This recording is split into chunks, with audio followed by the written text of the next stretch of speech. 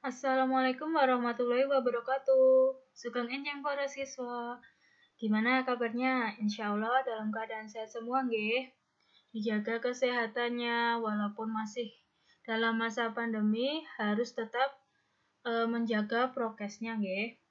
Oke, sebelum Ustazah menyampaikan materi untuk pertemuan kali ini, Ustazah akan mengingatkan kembali untuk buku tulis bahasa Jawa itu cukup 1. Kemudian jangan lupa disampul warna putih, setelah itu diberi sampul yang bening. Jadi, untuk buku bahasa Jawa disampul putih, kemudian dilapisi dengan sampul yang bening, dan jangan dicampur dengan mapel lainnya. Jadi, buku bahasa Jawa itu hanya 1, pure untuk buku bahasa Jawa. Jangan dicampur dengan mapel matematika, IPS, atau PPG. Jadi, buku bahasa Jawa itu jangan dicampur dengan mapel yang lainnya. Kemudian, Ustazah mau mengingatkan kembali, apakah di sini anak-anakku masih ada yang belum mengerjakan tugas untuk minggu lalu atau minggu kepengker? Ayo, masih ada belum?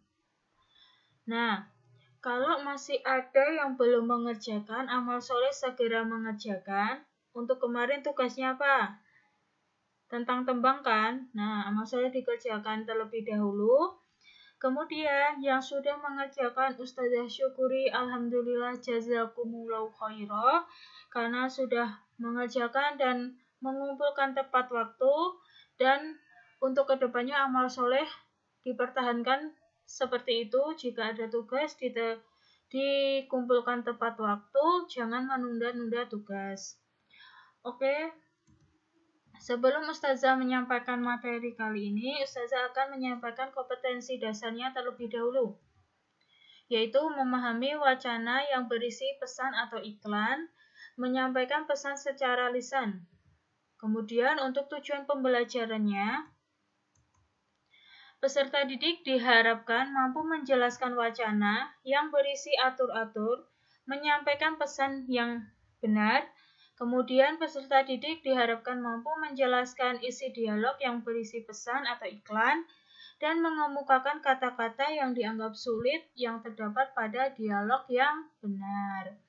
Jadi, untuk tujuan pembelajarannya bisa dipahami, anak-anak harus mencapai tujuan pembelajaran yang sudah Ustazah sebutkan tadi. Oke, langsung saja. Untuk materi kali ini, Ustazah akan menyampaikan tentang pacelaton.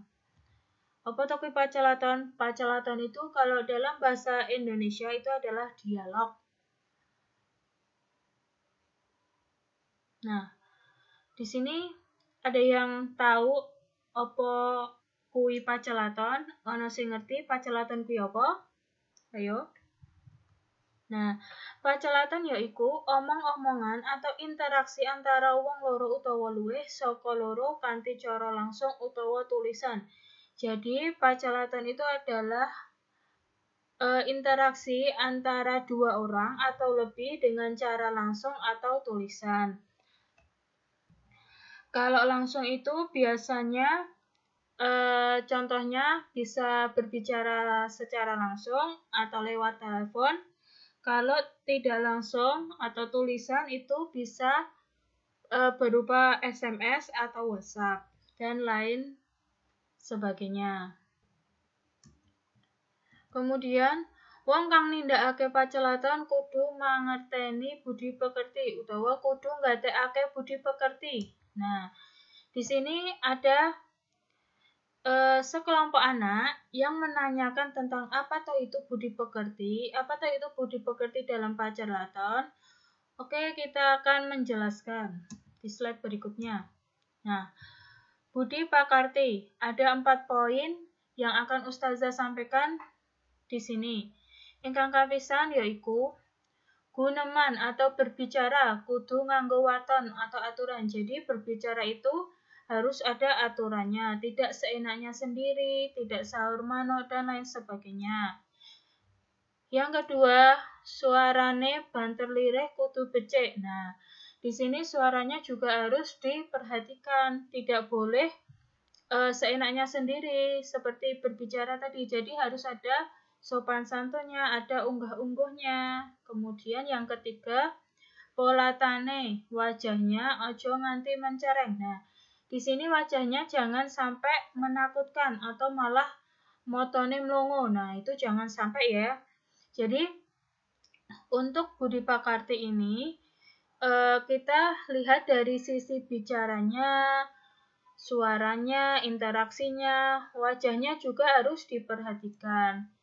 Oke, yang terakhir atau ingkang pungkasan yaitu intonasi. Nah, nada ini penting ya. Uga nganggo aturan orang bengak-bengak. Nah, di sini kalau jika kalian berinteraksi dengan orang lain dengan nada yang tinggi, nah itu nanti bisa disalahartikan kalau orang tersebut sedang marah-marah dengan kalian. Jadi, jangan sampai intonasinya itu lebih tinggi dari yang biasanya. Jadi untuk 4 poin ini harus diperhatikan ya jika kalian berinteraksi dengan orang lain. Oke, kemudian tetengar atau ciri-ciri pacelaton. Yang pertama, ana wong loro utawa luwih. Ada 2 orang atau lebih. Jadi tidak mungkin kalau kalian melakukan pacelaton itu hanya kalian sendiri. Hanya 1 orang sendiri itu tidak mungkin. Kalau hanya 1 orang atau kalian sendiri itu berbicara dengan batin kalian. Yang kedua, ono pitakon lan ono wangsulan. Jadi harus ada pertanyaan dan harus ada jawabannya. Kemudian bisa langsung utawa ora langsung, seperti yang Ustazah sebutkan tadi. Kalau langsung itu bisa lewat omongan langsung atau telepon. Kalau tidak langsung itu bisa lewat SMS atau WA. Dan yang keempat, padatane dialog interaktif. Padatane itu biasanya. Nah, yang padatane dialog interaktif itu biasanya ada di TV atau di radio. Nah, di sini dilihat, paham nggih untuk ciri-ciri pacelaton? Nah, kemudian nalika pacelaton kudu nggatekake unggah-ungguh basa. Unggah-ungguh basa kaperang dadi loro, yaiku krama lan ngoko. Nah, kali ini Ustazah akan menyampaikan materi tentang ragam bahasa, yaitu ngoko lugu dan ngoko alus, kemudian kromo lugu dan kromo alus. Dan anak-anak harus memperhatikan apa yang Ustazah jelaskan. Karena di buku kalian itu tidak ada, jadi amal soleh penjelasan Ustazah dari yang awal tadi sampai nanti akhir, amal soleh dicatat di buku catatan kalian ya. Oke, langsung saja diperhatikan untuk penjelasannya. Yang pertama adalah basa ngoko. Nah, ngoko lugu, ngoko plus ngoko. Sakabehane tembung gunakake ngoko ora ana kramane. Jadi, ngoko lugu itu adalah pure bahasanya atau katanya menggunakan ngoko semua. Nah, untuk ngoko lugu itu biasanya digunakan untuk siapa? Yang pertama, menyang sapodo-podo kang wis kulino banget. B. Menyang wong enom. C. Menyang bocah sing durung bisa guneman genep. Nah, ini biasanya digunakan oleh orang sepelantaran. Jadi, kalian yang kelas 8 berbicara dengan teman kalian juga kelas 8. Nah, itu yang dimaksud dengan menyang sapodo-podo kang wis kulino banget. Tuladhane utawa contohnya, kowe mengko sore sida ngampiri aku les. Nah, di sini katanya itu menggunakan atau tembungnya itu menggunakan basa ngoko semua. Jadi tidak ada yang menggunakan basa kromo. Nah, ini ada contoh penggunaan ngoko lugu yang diperankan oleh Rosi kelas 8 dan Ahmad siswa kelas 8 juga. Jadi sama-sama atau sepelantaran. Oke, diperhatikan nggih. Ros, piye Mat? Sesuk ana tugas apa wae? ana tugas basa Jawa bab pacalaton. Kowe mau ora melu sekolah online?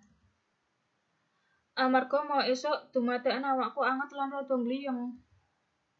Walah, ya saiki leren wae lan ngombe obat. Ben sesuk bisa melu pelajaran maneh. Iya, Ros, matur nuwun. Nah, ini adalah salah satu contoh dialog atau interaksi antara dua orang dengan menggunakan apa tadi?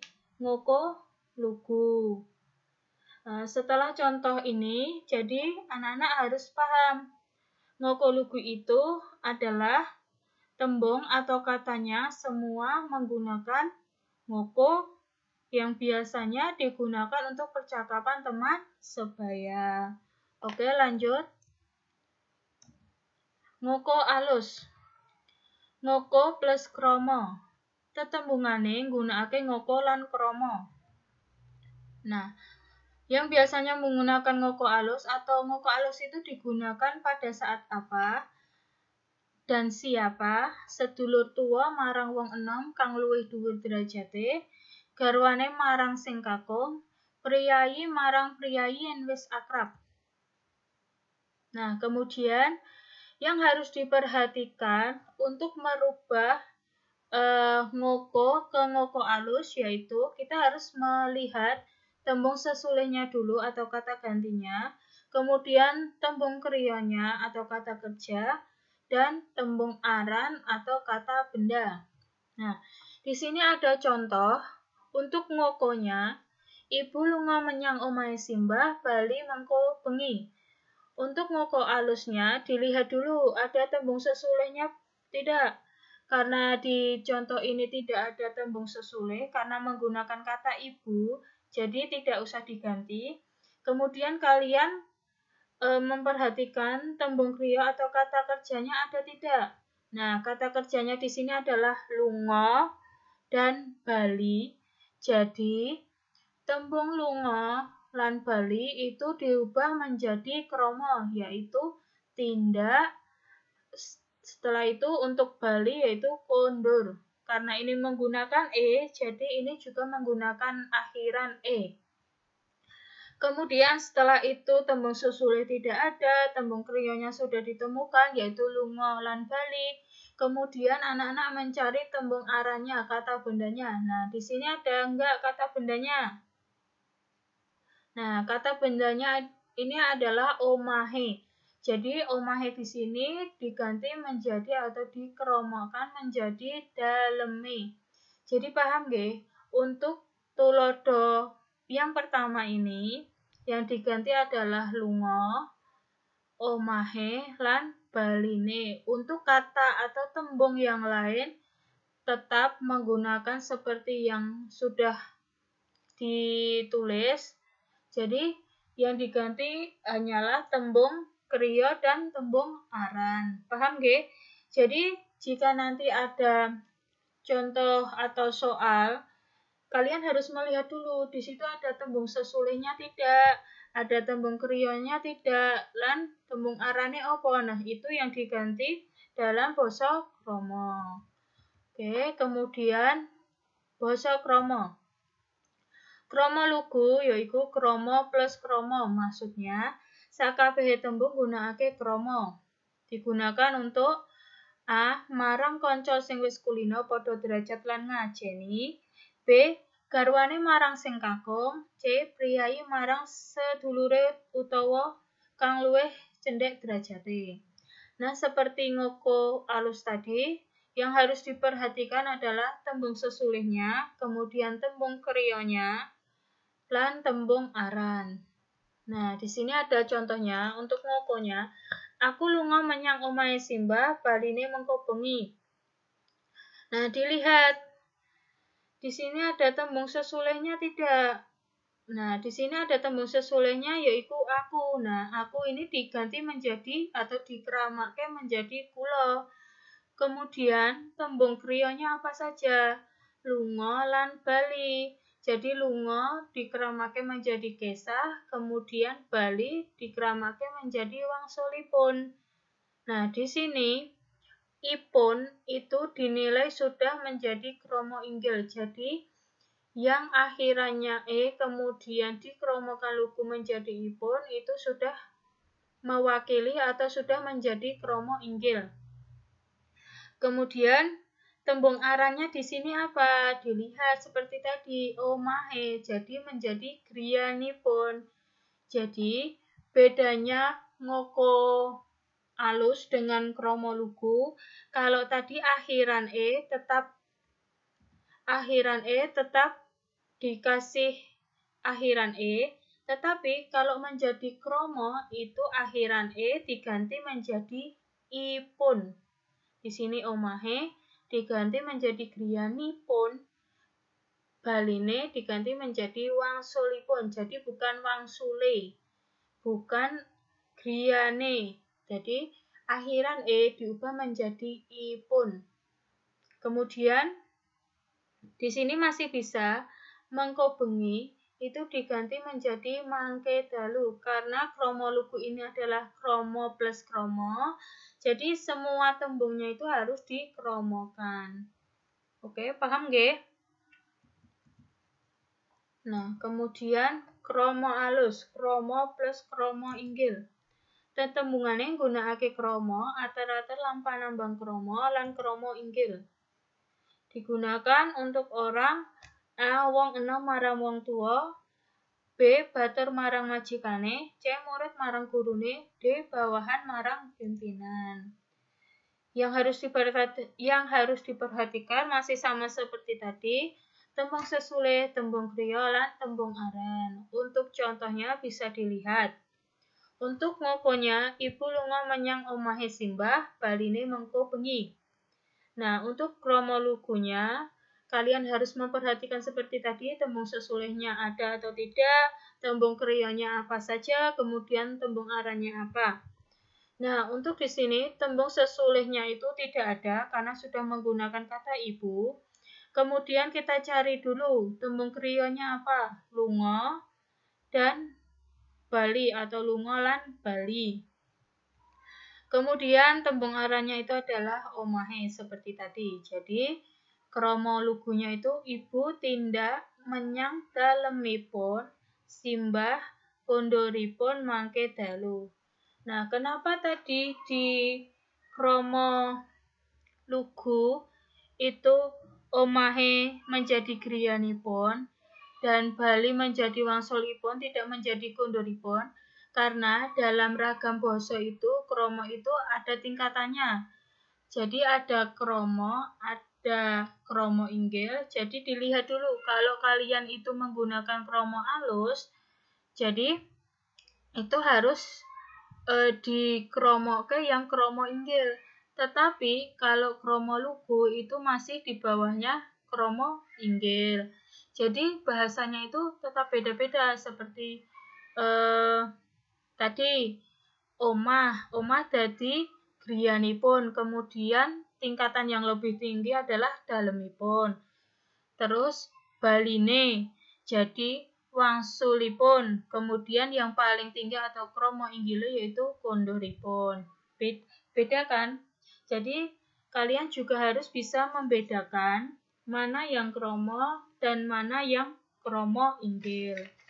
Jika kalian tidak paham atau masih bingung tentang ragam basa ini, bisa dicatat, kemudian apa yang dibingungkan bisa ditanyakan ke ustazah dengan cara WA ke ustazah. Jangan lupa menyebutkan nama kemudian kelas terlebih dahulu. Jangan langsung WA menyebutkan apa yang ingin kalian tanyakan. Itu namanya tidak sopan dan tidak menggunakan unggah-ungguh basa seperti yang ustazah jelaskan tadi. Oke. Nah, di sini ada gladen. Gladen itu apa toh? Gladen itu adalah latihan. Ustazah punya contoh untuk ngokonya, yaitu Bapak tuku buku kanggo adik nanging duite keri. Oke, kemudian sekarang kalian kata ngoko yang di atas atau kalimat yang di atas coba diubah menjadi ngoko alus. Ayo, Ustazah kasih waktu berapa ya? 10 detik. Nah, ayo. Diperhatikan dulu, di situ ada tembung sesulehnya tidak, terus tembung krionya apa, kemudian tembung aranya apa. Nah, itu yang akan diubah menjadi kromo.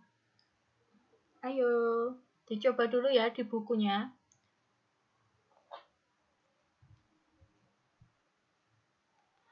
Oke, untuk jawabannya adalah karena di sini tidak menggunakan tembung sesule, jadi tembung bapak itu tetap bapak, kemudian tembung krionya apa?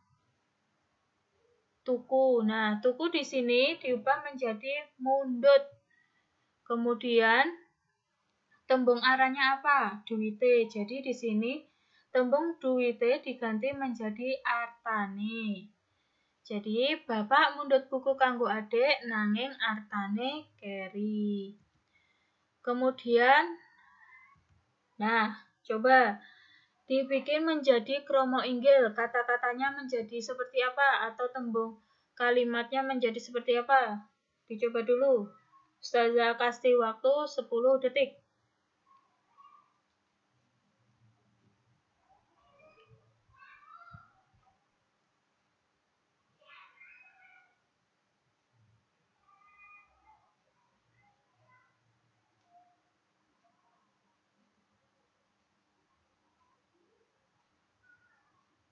Oke, sudah nggih?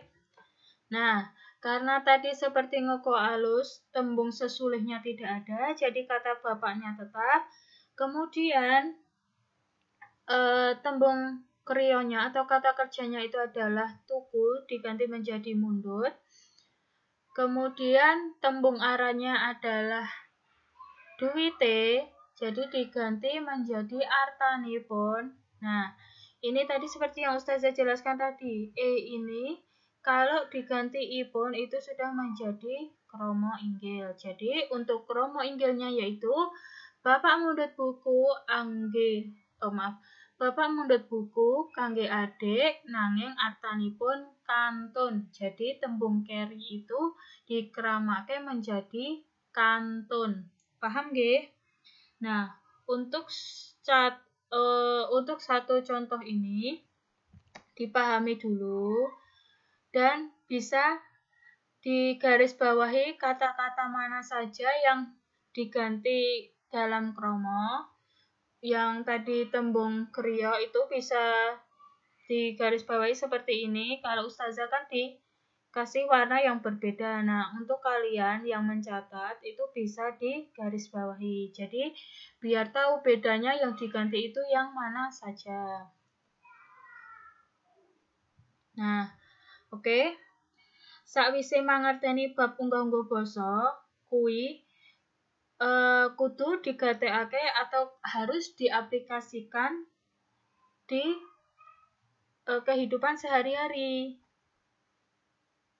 Jadi, yen matur karo wong tuwa, ya kudu nggunakake basa krama inggil. Tapi yen mbasake awake dhewe nganggo basa krama. Lan yen ngomong karo kancane nggunakake basa ngoko. Jadi harus tahu tatarannya, harus tahu unggah-ungguhnya itu digunakan untuk siapa. Jadi kalau kalian berbicara atau berinteraksi kepada orang tua kalian, tadi harus menggunakan basa krama inggil. Kemudian kalau mbasake awake dhewe, membahasakan diri sendiri itu menggunakan kromo.